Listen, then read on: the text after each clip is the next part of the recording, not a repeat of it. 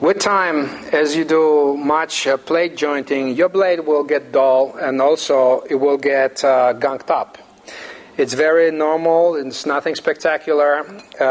If you don't have a spare blade, sometimes it's easier just to take the blade off the tool, you place it on a flat surface, and you will utilize something that is easily available from any supermarket.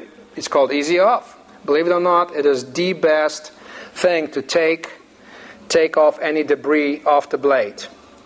Once you spray it, you let it sit on the blade just for a few minutes. You should utilize the gloves because this thing will peel the skin off your fingers. But also it will clean the blade to the point where it's almost brand new. Unless you have a chipped teeth, in which case you have to replace the blade. This blade can be used and reused at least 2 or 3 more times.